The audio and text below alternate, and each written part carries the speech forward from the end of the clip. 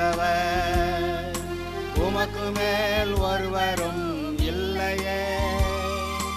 எல்லோருக்கும் மேலாக உயர்ந்தவர், உமக்கு மேல் ஒருவரும் இல்லையே. அல்லேலூயா, அல்லேலூயா, அல்லேலூயா, ஆமென். அல்லேலூயா, அல்லேலூயா, அல்லேலூயா, ஆமென். ஒருவரால் சிருஷ்டிக்கப்படாமலே தாமாக என்றென்றும் இருப்பவர், ஒருவரால் சிருஷ்டிக்கப்படாமலே தாமாக என்று. இப்பொழுதும் கூட 2 ராஜாக்கள் புஸ்தகத்தில் 2வது அதிகாரத்தில் எலியா பரலோகத்துக்கு எடுத்துக்கொள்ளப்படும் போது எலிசா அவனை விடாமல் தொடர்ந்து போன அந்த சம்பவத்தை குறித்து கடந்த செய்தியிலே பார்த்தோம். அவர்கள் கில்காலிலிருந்து புறப்பட்டு பெத்தேலுக்கு போனார்கள். பெத்தேலிருந்து புறப்பட்டு அவர்கள் எரிகோவுக்கு போனார்கள். எரிகோவிலிருந்து புறப்பட்டு யோர்தானுக்கு போனார்கள். யோர்தானை தாண்டுவதற்கு எலியா தன்னுடைய சால்வையை முறுக்கி அடித்தான். யோர்தான் 2ஆய் பிரிந்தது. அப்பொழுது எலியா எலிசாவிடத்தில் பேசி உனக்கு என்ன வேணும்னு கேட்குற போது அந்த அந்த யோர்தானோட இக்கரையிலேயே இருந்து நான் எடுத்துக்கொள்ளப்படும் போது நீ என்னை பார்த்தால் அது உனக்கு கிடைக்கும், இல்லாட்டி கிடைக்காது என்று சொல்லிட்டு போகிறதை பார்க்குறோம். அப்படி எலிசா விடாமல் எலியாவை பற்றி கொண்டு அவன் எடுத்துக்கொள்ளப்படுகிறதை பார்த்தான். அப்பொழுது அங்கேருந்து சால்வை விழுந்தது. அதை அவன் எடுத்துக்கொண்டு வந்தான். அதை முறுக்கி எலியாவின் தேவன் எங்கே என்று சொல்லி யோர்தானை அடித்தான். யோர்தான் 2ஆய் பிளந்தது. அப்பொழுது எலிசா தரை வழியாக யோர்தானை கடந்து இக்கரைப்பட்டான் என்று வாசித்தோம்.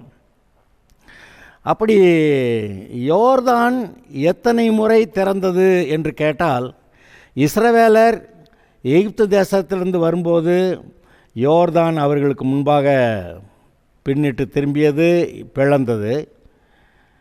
பிறகு இந்த எலியா அக்கறைப்படுவதற்கென்று அவன் சால்வையை முறுக்கி அடித்தான், யோர்தான் திறந்தது. அதே போல் எலிசாவும் சால்வையை முறுக்கி அடித்தான், எலியாவின் தேவன் எங்கே அப்படின்னு சொல்லிட்டு அடித்தான், யோர்தான் 2ஆய் திறந்தது. ஆக மொத்தம் 3 முறைகள் இந்த யோர்தான் நதி பிளந்திருக்கிறது. யோர்தான் என்று சொன்னால் அது மரணத்துக்கு அடையாளமாக இருக்கிறது. மரண யோர்தான் என்று நீங்கள் வாசிக்கலாம். அதாவது கரை புரண்டு ஓடும்போது யார் அதில் இறங்கினாலும் அவன் ஆள் அவுட்டு, அவனை அடிச்சுட்டு போயிடும், அவன் செத்தான் என்று பொதுவாக சொல்வார்கள். ஆனால் அப்படிப்பட்ட மரண யோர்தானே சில ஆட்கள் கடந்து போய் அங்கே சில காரியங்களை செய்தார்கள் என்றெல்லாம் நீங்கள் வேதத்தில் வாசிப்பீர்கள். அதெல்லாம் இருக்க தான் செய்கிறது. ஆனால் இந்த இடத்துல நீங்கள் யோர்தானை இவர்கள் பிளந்தார்கள் என்று நீங்கள் வாசிக்கிறீர்கள். அங்கே ஒவ்வொரு முறையும் எலியா எலிசாட்ட என்ன சொல்கிறான், நீ இங்கே தானே இரு, கர்த்தரனை அங்கே அனுப்புகிறாரு அப்படி சொல்லி கொண்டு போகும்போது எலிசா தீர்மானிச்சிட்டான், கர்த்தர் எலியாவை எடுக்க போகிறாரு, இப்போ எனக்கு அபிஷேகம் 2 மடங்கு வேணும், அதனால் எலியாவை இப்போ விடக்கூடாது அப்படின்னு மனசுக்குள்ளே வச்சுக்கிட்டு எலியாவை பின்பற்றி போகிறான். ஒவ்வொரு இடத்துலையும் நீ இங்கே இருன்னு சொல்லும்போது, இல்லை நான் உம்முடைய தேவனுடைய ஜீவனையும் உம்முடைய ஜீவனையும் கொண்டு சொல்லுகிறேன், நான் உம்மை விடுகிறதில்லை என்று. எலியா அப்போவே கேட்டிருக்கலாம், அப்போ விட மாட்டேங்கிற அளவுக்கு நான் என்னப்பா உனக்கு வேணும்னு அப்போவே கேட்டிருக்கலாம். ஆனால் அவன் அங்கே யோர்தான்கிட்ட நின்றுட்டு தான் பேசுகிறான், என்ன வேணும், 2 மடங்கு அபிஷேகம் வேணும், அரிதானதை கேட்டாய், ஆனாலும் நான் எடுத்துக்கொள்ளப்படும் போது நீ பார்த்தால் அது கிடைக்கும். அப்படி ஒரு எச்சரிக்கையின் சத்தம் வருது. பார்த்தேன்னா கிடைக்கும், இல்லாட்டி கிடைக்காதுப்பா அப்படின்னு சொன்னால் இந்த எலிசா என்ன பண்ணிட்டான், இன்னும் கொஞ்சம் எச்சரிக்கை ஆகிட்டான். இது என்ன பிரச்சனையாக இருந்தாலும் இப்படி பேசுகிறது எல்லாம் ஒவ்வொரு வார்த்தையிலையும் ஒரு விஷயம் இருக்கும். அதனால் இப்போ இந்த ஆள் இப்படி பேசுகிறாருனாக்கா இங்கே என்னமோ விஷயம் இருக்கிறது. அப்போ எலியா எடுத்துக்கொள்ளப்படும் போது நம்ம அவரை பார்க்காம இருக்கிறதுக்கு வாய்ப்பு கூட இருக்கோ என்று நினைத்து இன்னும் கொஞ்சம் எச்சரிக்கை ஆகிட்டான். அதை நீங்கள் அப்படி பாருங்கள். அப்படி பார்த்து எலிசா இன்னும் கொஞ்சம் எச்சரிக்கையாகி நான் உம்மை விடுகிறதில்லை என்று அவன் சொன்னதை நினைத்து பாருங்கள். அப்படி போகும்போது அக்கினி ரதமும் அக்கினி குதிரையும் வந்து, எங்கள் அக்கினி ரதமும் அக்கினி குதிரையும் வேற எங்கேயும் அங்கிட்ட போகக்கூடாது. அக்கினி ரதமும் அக்கினி குதிரையும் வந்து எலியாவையும் எலிசாவையும் ரெண்டாக பிரிக்குதுங்க. இது ரொம்ப கொடுமையானது.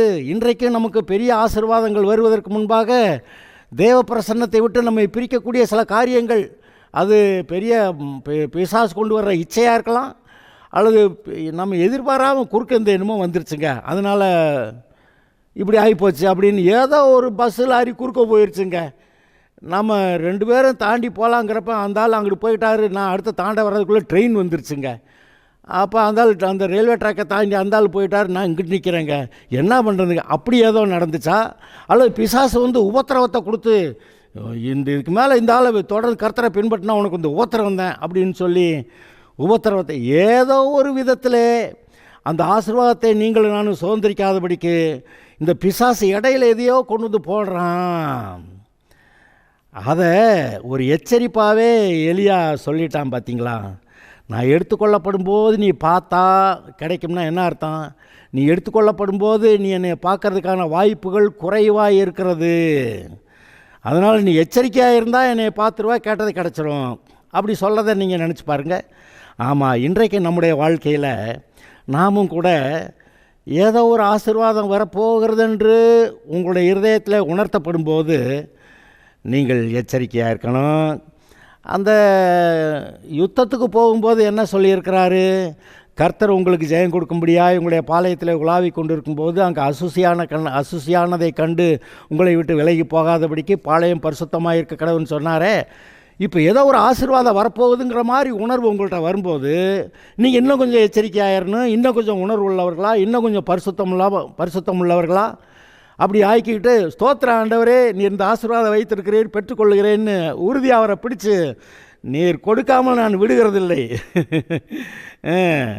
யாக்கோபு அப்படி தான் சொன்னான்.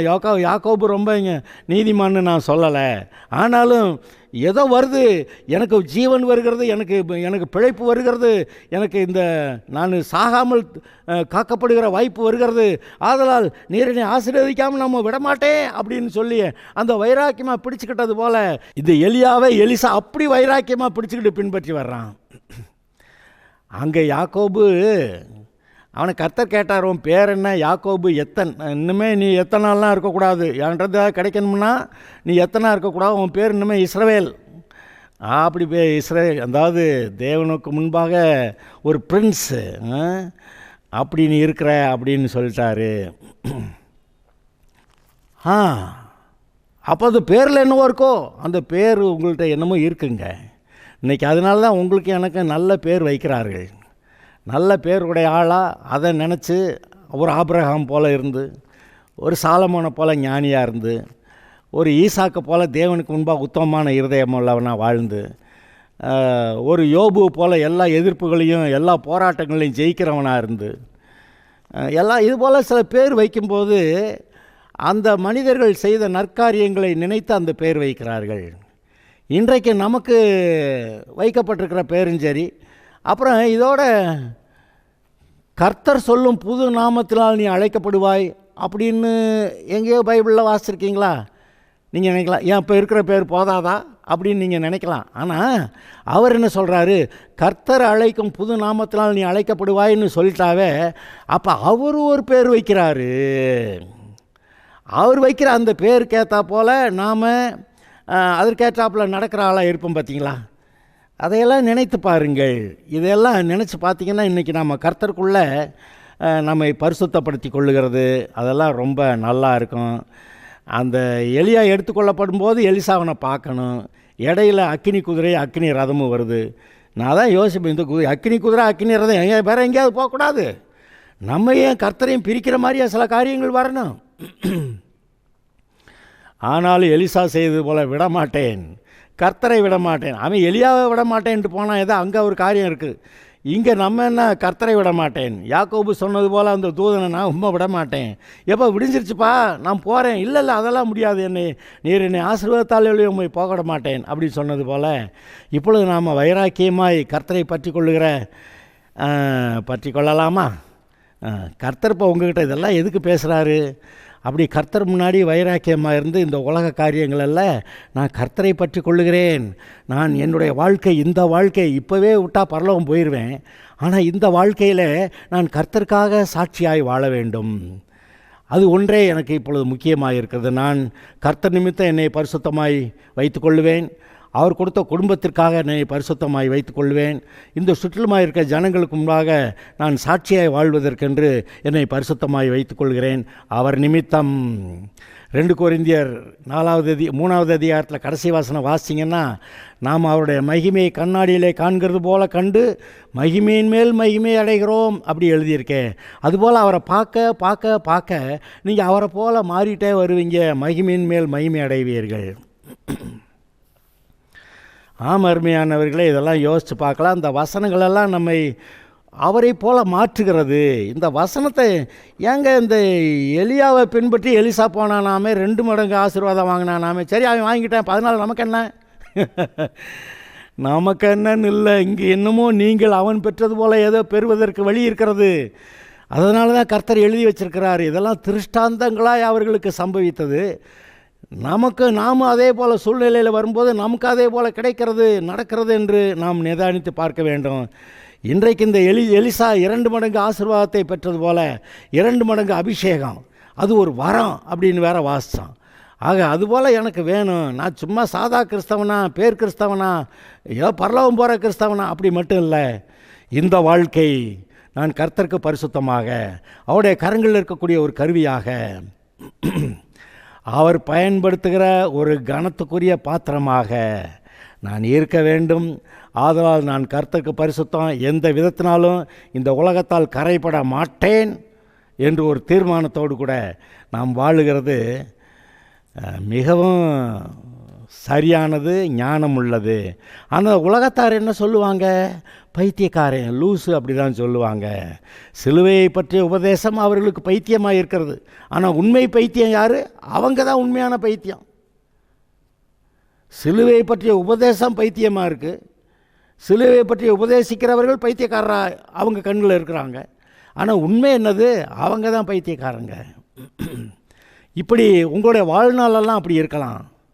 உங்களை குறைவாய் பேசுகிற, தரக்குறைவாய் பேசுகிற, ஏளனமாய் பேசுகிற எவ்வளோ பேர் இருக்கலாம். ஆனால் அவர்கள்தான் பைத்தியக்காரர்கள் என்பது உங்களுக்கு தெரிந்திருக்க கிடவுது. அதனால் கர்த்தருக்குள் சந்தோஷமாய் முன்னேறுங்கள். சரி, எரிகோவில் பார்த்து கொண்டு நின்ற தீர்க்கதரிசிகளின் புத்திரர் எலிசாவை கண்டவுடனே எலியா எலிசாவின் மேல் இறங்கி இருக்கிறது என்று சொல்லி அவனுக்கு எதிர்கொண்டு போய் தரை மட்டும் குனிந்து அவனை வணங்கி, தீர்க்கதரிசிகள் புத்திரருக்கு தெரிஞ்சு போச்சு எலியாவின் ஆவி எலிசாக்குள்ளே இறங்கியிருக்கு, அதனால தான் அவன் சால்வையை முறுக்கி அடித்து யோர்தானை பிளந்துட்டு இவங்கிட்ட வந்துட்டான். இப்போ அதாவது தீர்க்க தரிசனத்தின் மூலமாக அவர்களுக்கு தெரிஞ்சிருந்தாலும் இப்போ எலிசா அப்படி யோர்தானை பிளந்துட்டு திரும்பி வந்திருக்கிறானே, அதை நினச்ச உடனே அந்த எலிசாவுக்குள் இருந்த அபிஷேகம் எவ்வளவு பெரிதென்று அதையும் இந்த தீர்க்கதரிசிகள் புத்திரர் அறிந்திருக்கிறார்கள். அதாவது எலிசாவே எலியா எங்களுக்கு எப்படி போதகராக இருந்து எங்களுக்கெல்லாம் போதித்து எங்களை தீர்க்கதரிசிகளாக தீர்க்கதரிசிகள் புத்திரராக மாற்றி இப்படிப்பட்ட தேவனை பற்றிய வெளிப்பாட்டை கொடுப்பதற்கு அந்த எலியா எங்களுக்கு இருந்தது போல நீர் எங்களுக்கு இருக்க வேண்டும் என்று சொல்லுகிறது தானே இங்கே இந்த அர்த்தம். நல்லா கவனிங்க. பொதுவாக கதையை வாசிச்சுட்டு போயிடுவோம், ஆனால் கதைக்குள்ளே கதை இருக்கிறது. என்னது? நான் ஏற்கனவே சொன்னேன், இந்த எலியாதான் அவனுடைய காலகட்டத்தில் அநேக ஊர்களுக்கு போய் அங்கே இருக்க அவன் கர்த்தரை பற்றி போதிக்கும்போது யாரெல்லாம் வருகிறார்களோ அவர்களிடத்தில் உட்கார்ந்து கர்த்தரை பற்றி போதித்து அவர்களை கர்த்தர்கேற்ற விதத்தில் தீர்க்கதரிசிகளாய் வாழ்வதற்கு அவர்கள் ஆயத்தம் பண்ணியிருக்கிறான். பைபிளில் வேறு யாரும் இப்படி செய்ததாக நாம் பார்க்கல. இன்றைக்கு நாம் அப்படி இருக்கலாம். நாம் கர்த்தருக்கு தீர்க்கதரிசி, கர்த்தருடைய தீர்க்கதரிசி. ஆபிரகாம் ஒரு தீர்க்கதரிசின்னு வாசித்தோம். அதுபோல் இன்றைக்கு நம்ம சாதாரணமாக தெரியலாம், ஆனால் நம்ம தீர்க்கதரிசி தான். சுற்றிலுமாக இருக்க ஜனங்களுக்கு நம்ம தீர்க்கதரிசி தான். நம்ம கர்த்தரை அறிகிற அறிவிலே வளரும்போது அந்த திவ்ய சுபாவம் நமக்கு உண்டாகிறது என்று பேதுரு 2வது அதிகாரம் முதல் அதிகாரத்தில் எழுதியிருக்கு. 2 பேதுரு முதல் அதிகாரத்தில் அப்படி எழுதியிருக்கு. அதாவது தேவனை அறிகிற அறிவில் நம்ம வளரும்போது அவருடைய திவ்ய சுபாவம் நமக்கு உண்டாகிறது என்று. இப்போ நீங்கள் தேவனை அறிகிற அறிவில் வளர வளர வளர கர்த்தருக்குள்ள ஒரு பலசாலியாய் நீங்கள் இருக்கிறீர்கள். கர்த்தருக்குள் தன்னை பலப்படுத்தி கொள்ளுகிறவர்கள் பாக்கியவான்கள்னு எழுதியிருக்கு. கர்த்தரின் பலன் என்று அங்கே தாவீது சொல்லுகிறதை நீங்கள் வாசிக்கிறீர்கள். கர்த்தரின் பலன் என் கோட்டை, என்னுடைய அடைக்கலம், என்னுடைய அரணும். அப்போ கர்த்தரினுடைய பலன் இந்த உலகம் அல்ல, நான் ராஜாவாக இருக்கிற இந்த ராஜாங்கம் அல்ல, கர்த்தரின் பலன் என்று அவன் சொல்லும்போது அப்போ யாரை தன்னுடைய பலனாய் கொண்டு இருக்கிறான்? அங்கே கண்ணுக்கு ஒன்றும் தெரியலை, ஆனால் இன்றைக்கும் கூட நமக்கு கண்ணுக்கு எதுவும் தெரியலை. ஆனால் கர்த்தரின் பலன் என்று சொல்லி கர்த்தருக்குள் நம்மை பலப்படுத்தி கொள்ளும்போது அது நடக்கிறது. இங்கே இது எலிசா வர்றான், சாதாரண ஆள் போனால் திரும்ப சாதாரண ஆள் மாதிரி வர்றான். ஆனால் இவன்ட்ட அபிஷேகம் இருக்கிறது. எலியாவின் மேல் இருந்த ஆவி இப்பொழுது எலிசாவின் மேல் இருக்கிறது. எலியா நமக்கு போதகராக இருந்து நடத்தினது போல இவன் நடத்தணும் அப்படி சொல்லி அவனை பணிந்து கொண்டார்கள். அவனை வணங்கி தரை மட்டும் குனிந்து அவனை வணங்கி. யார் வணங்குவா? நான் கேட்குறேன், இந்த எலிசா, இந்த தீர்க்கதரிசி புத்திரர்கள் இவன் யார்? ஒன்றும் இல்லை. ஆனால் கர்த்தர் இவனோடு இருக்கிறார், கர்த்தருடைய அபிஷேகம் இவனோடு கூட இருக்கிறது. ஆதலால் அந்த தீர்க்கதரிசிகள் அவங்க ஏற்கனவே தீர்க்கதரிசிகளுங்க, இவ்வளோ விவரத்தை சொல்லிட்டாங்க. உன்னுடைய எஜமானாகிய எலியாவை கர்த்தர் எடுத்துக்கொள்ள போகிறார், உனக்கு தெரியுமா என்று அந்த அளவுக்கு விவரத்தை சொல்லிவிட்டார்கள். அவனு கர்த்தருடைய காரியங்களை குறித்து ஏமாளி கேனைகளெல்லாம் அல்ல, அறிவில்லாதவர்கள் அல்ல. ஆனால் அவர்கள் சொல்லுகிறார்கள், எதிர்கொண்டு வந்து தரை மட்டும் குனிந்து அவனை வணங்கி, இதோ உமது அடியாரோட 50 பலவான்கள் இருக்கிறார்கள். இங்கே பாருங்கள், ஒரு சின்ன வித்தியாசம் வந்துருச்சு. எலிசாவுக்கு தெரிஞ்சிருச்சு கர்த்தர் எலியாவை பரலோகத்துக்கு கொண்டு போயிட்டார். இங்கே இப்போ எலியா இங்கே இல்லை. ஆனால் எலிசாவின் அந்த தீர்க்கதரிசிகளின் புத்திரருக்கு அவங்களுக்கு ஒரு சின்ன கேள்வி. என்னது? கர்த்தர் வழக்கமாக எலியாவை திடீர்னு அங்கேயோ இங்கேயோ கொண்டு போய் விட்டு ஏதாவது ஊழியம் செய்ய சொல்லுவார். அது மாதிரி எலியா ஊழியம் செஞ்சதை இந்த தீர்க்கதரிசிகளின் புத்திரர் பார்த்துருக்காங்க. இப்போ அவங்க என்ன நினைக்கிறாங்க? ஒருவேளை எலியாவை கர்த்தர் கொண்டு போய் ஏதாவது மலை மேலே வச்சுருப்பாரு, நாங்கள் போய் தேடி கண்டுபிடிக்கவான்னு கேட்க வந்துட்டாங்க. இது மாதிரி புதிய ஏற்பாட்டில் ஏதோ ஒன்று நடந்திருக்கே, உங்களுக்கு ஞாபகம் வருதா? பிலிப்பு சமாரியாவில் பிரசங்கம் பண்ணி அங்கே அநேகரை ரட்சிப்புகளை நடத்தின பிறகு கர்த்தர் அவனை, நீங்கள் இருக்க உங்கள் வேலை செஞ்சது போதும், நீ வனாந்தரத்துக்கு போன்னு சொல்கிறாரு. வனாந்தரத்தில் அங்கே எத்தியோப்பியாவின் ராணியாக இருந்த கந்தாகே என்பவளுக்கு அங்கே மந்திரியா அவளுடைய பொக்கிஷத்துக்கெல்லாம் அதிகாரியாக இருந்த அந்த மனுஷன் அங்கே ரதத்தில் போய்கிட்டு இருக்கான். நீ போய் அவனோட சேர்ந்துக்க அப்படின்னு சொல்கிறாரு. கேள்வி, அங்கே அந்த ரதத்தோடு போனால் அவனுக்கு அந்த விளக்கத்தெல்லாம் சொன்னால் அவனுக்கு ஞானஸ்நானமெல்லாம் கொடுத்தான். ஞானஸ்நானம்லாம் கொடுத்தப்ப அந்த எத்தியோப்பியன் தண்ணி விட்டு மேலே எழும்பி பார்த்தா கடைசிக்கு பிலிப்பை காணா. பின்பு கர்த்தர் அவனை பிலிப்பை கொண்டு போய் ஆசோத்தில் எங்கேயோ கொண்டு போய் விட்டாருன்னு எழுதியிருக்கு. பிலிப்பு அங்கே ஆசோத்தில் காணப்பட்டுன்னு இருக்கும். அப்போ இந்த மாதிரி ஒரு ஆளை இங்கேருந்து எடுத்து அங்கேருந்து எடுத்து கர்த்தர் கொண்டு போய் வச்சு அங்கே ஒரு சில ஊழியங்களை செய்கிறது அது ஒன்றும் அதிசயமான காரியம் இல்லை. இது இந்த தீர்க்கதரிசிகளின் புத்திரருக்கு நல்லா தெரியும். அதனால் அவங்க ஒருவேளை வாசிக்கிறேன், இதோ உமது அடியாரோடைய 50 பலவான்கள் இருக்கிறார்கள், நல்லா சாப்பிட்டு கிண்ணுன்னு இருப்பாங்க போல். அவர்கள் போய் உம்முடைய எஜமானனை தேடும்படி உத்தரவு கொடும். ஒருவேளை கர்த்தருடைய ஆவியானவர் அவரை எடுத்து பர்வதங்களில் ஒன்றின் மேலாகிலும் பள்ளத்தாக்குகளில் ஒன்றிலாகிலும் கொண்டு போய் வைத்திருப்பார் என்றார்கள். அதற்கு அவன் அவர்களை அனுப்ப வேண்டாம் என்றான். ஏன்னா இவனுக்கு நல்லா தெரியும் அங்கே போனால் யார் இன்னும் கண்டுபிடிக்க முடியாது, இவன் பரலோகத்துக்கு போயிட்டான். அவன் சலித்து போக மட்டும் அவர்கள் அவனை அலட்டி கொண்டிருந்தபடியால் அனுப்புங்கள் என்றான். அப்படியே 50 பேரை அனுப்பினார்கள். அவர்கள் 3 நாள் அவனை தேடியும் காணாமல். விடாமல் ரொம்ப திடசாலிகள் தான், வைராக்கியமான ஆளுங்க தான். எப்படியாவது எலியாவை கண்டுபிடிச்சிடுறது. எங்கேயா கர்த்தர் அவனை இங்கேயா அங்கேயா எங்கேயா மலை மேலே கொண்டு போய் விட்டுருப்பாரு, போய் பிடிச்சிடலாம் அப்படின்னு 3 நாள் விடாமல் தேடுனா, அப்போ அவங்களுடைய மன உறுதியும் கொஞ்சம் பாருங்கள். அவர்களுக்கு தெரியும் கர்த்தர் எலியாவை சில சமயத்தை தேவையான இடத்துல கொண்டு போய் விட்டு ஊழியை செய்ய வைப்பார்னு. இப்போ போய் எலியாவை பிடிச்சிடலான்றாங்க. ஆனால் அங்கே இல்லை. சரி, தேடியும் காணாமல் எரியோவிலிருந்து அவனிடத்திற்கு திரும்பி வந்தபோது, இவன் அது வரைக்கும் எரியோவில் இருக்கிறான். அவன் பெத்தேலுக்கும் போகலை, அவன் கில்காலுக்கும் போகலை, எரியோவில் இருக்கிறான் இவங்க திரும்பி வர வரைக்கும்.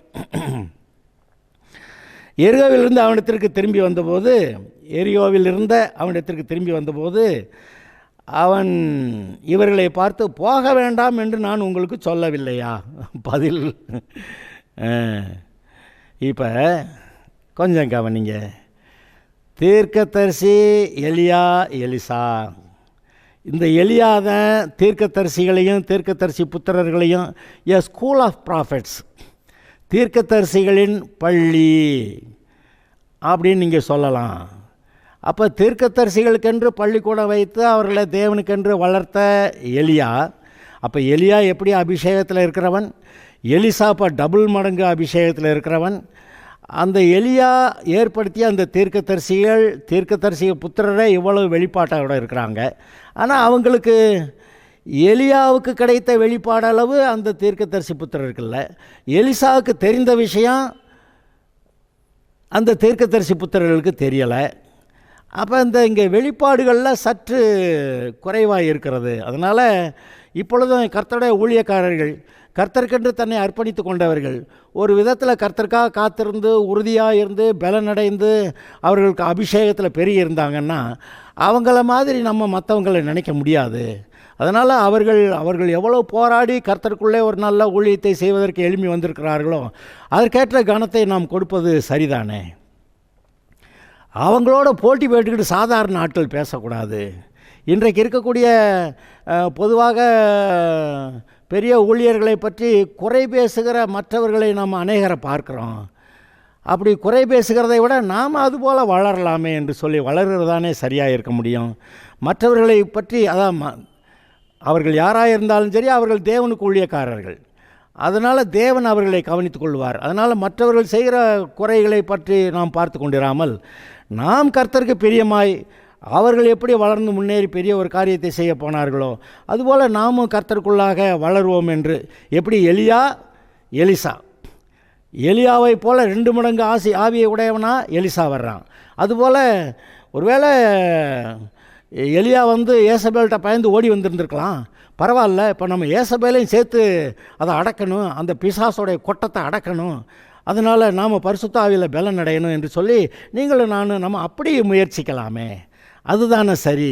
அப்போ கர்த்தருக்கு காத்திருக்கிறவர்கள் புது பலன் அடைந்து கழுகளை போல சட்டை எடுத்து எழுப்புவார்கள் என்று எழுதியிருக்கிறது. ஓடினால் இளைப்படையார்கள், நடந்தாலும் சோர்ந்து போக மாட்டார்கள் என்று. ஆக கர்த்தருக்கு காத்திருக்கிறது என்பது அது ஒரு விசேஷமானது. ஏதோ உடனே உபவாசம் போடுறேன் அப்படி இல்லை. எல்லா காரியங்கள்லையும் நம்முடைய நடவடிக்கை சரியாக இருக்கா, கர்த்தருக்கு உகந்ததாக இருக்குதா, எந்தெந்த நடவடிக்கை கர்த்தருக்கு உகந்தது, எந்தெந்த விஷயத்தில் நம்ம தூங்கிட்டு இருக்கோம். அப்போ அந்த தூங்கிறத சொல்லலை, நான் கவனமாக எச்சரிக்கையாக இருக்கிறதை பற்றி பேசுகிறேன். விழித்திருங்கள்னு எழுதியிருக்கு. கண்ணை மூடாமல் கண்ணை திறந்து பார்த்துக்கிட்டே இருக்கிறதையா சொல்கிறாரு, அதை சொல்லலை. இல்லை தூங்கக்கூடாதுன்னு சொல்கிறாரா, தூங்கக்கூடாதுன்னு சொல்லலை. விழித்திருங்கள், உங்களுடைய எதிராளியாகிய பிசாசானவன் எவனை விழுங்கலாமோ என்று வயதேடி சுற்றித் திரிகிறான், ஆதலால் விழித்திருங்கள். அப்படின்னா என்ன அர்த்தம்? எச்சரிக்கையாயிருங்க, விழித்திருங்கள். அப்போ இதுபோல் நாம் நம்முடைய வாழ்க்கையிலே ஒவ்வொரு படியிலும் கர்த்தருக்குள் நாம் வளரும்போது அங்கே பிசாசு இடக்கு முடக்க என்னமா செய்கிறான். இப்போ எலிசா கூட எலியாவை போல் அந்த அபிஷேகத்தை பெற்றுக்கொள்கிறதுக்கு 2 மடங்கு பெற்றுக்கொள்கிறதுக்கு முன்னாடி எலியா எடுத்துக்கொள்ளப்படும் போது அக்கினி குதிரையும் அக்கினி ரதமும் 2 பேரையும் பிரிக்குதான். ஏன்னா வேறு நேரம் இருக்கக்கூடாதா? ஆனால் அது ஒரு நேரம் இருக்கிறது, அதற்கென்று ஒரு வேலை இருக்கிறது. என்னுடைய வேலை இன்னும் வரவில்லை என்று இயேசு சொன்னார்னா அதுக்கு ஒரு காரணம் இருக்கும். அப்போ மரியாள் வந்து சொன்னாங்க, இன்னும் என்னுடைய வேலை வரலைன்னாரு. அப்புறம் இவங்களுக்கு தெரிஞ்சு போச்சு, விஷயம் என்னென்னு தெரிஞ்சு போச்சு. நம்ம வந்து கேட்டாக்க பின்னாடி அம்மா சொன்னாங்க, அதனால் செஞ்சதாக எல்லோரும் பைபிளில் எழுதி வச்சுப்படுவாங்க. அப்புறமேலு உலகத்தில் இருக்க மனுஷர்லாம் அம்மாவுக்கு தான் கேட்கணும் அப்படின்னு சொல்லி கொண்டு போய் கதை விட்டுருவாங்கன்னு சொல்லி என்னுடைய வேலை இன்னும் வரவில்லைன்ட்டார். அப்புறம் அவங்க போய் விவரம் தெரிஞ்சிடுச்சு, போய் அங்கே வேலைக்காரங்கிட்ட சொல்லி, நீங்கள் போங்க, அவர் என்ன சொல்கிறாரோ செஞ்சுருங்க. எப்படி பைபிளில் இருக்க வார்த்தையை எப்படி அப்படி புரிஞ்சுக்கிற மாதிரி சொல்கிறேன், அவர் சொல்லுகிறபடி செய்யுங்கள்னு சொல்லி அனுப்பிவிட்டா, நான் இப்போ என்ன சொல்கிறேன், அவர் என்ன சொல்கிறாரோ அதை செய் அப்படி இவங்க சொல்லி விட்றாங்க. அவங்க போய் கேட்டால், சரி வா, இப்போ உடனே வேலை வந்துருச்சா? ஆமாம் வந்துருச்சு. போய் அந்த கற்சாடிகளை பார்த்து தண்ணீரை ஊற்றி நிரப்புன்றாரு. அப்புறம் நிரப்பிட்டு அவங்க பார்த்துக்கிட்டே இருக்கும்போதே, சரி இதை கொண்டு போய் அங்கே கொடு அப்படின்னா அவனுக்கு தலை சுற்றி இருக்கணும். அவன் யோசிச்சிருப்பான், இந்த ஆள் நம்மளை என்ன பைத்தியம்னு நினைக்கிறாரா அப்படின்னு கூட அவன் நினச்சிருக்கலாம். ஆனால் என்ன சொல்லிவிட்டாங்க, அவர் என்ன சொல்லுகிறாரோ அதை அப்படி செய் அப்படின்னு சொல்லிவிட்டு, என்னப்பா அவர் என்ன சொல்கிறாரோ அதை அப்படி செய்யணும் தானே இவங்க போதிச்சாங்க. ரைட்டு விடு, நம்ம அவர் என்ன சொல்கிறாரோ செஞ்சுருவான். அதைத்தான் நம்மளும் பேசிக்கிட்டு இருக்கிறோம். அவர் என்ன சொல்லுகிறாரோ அதன்படி செய்வோம்.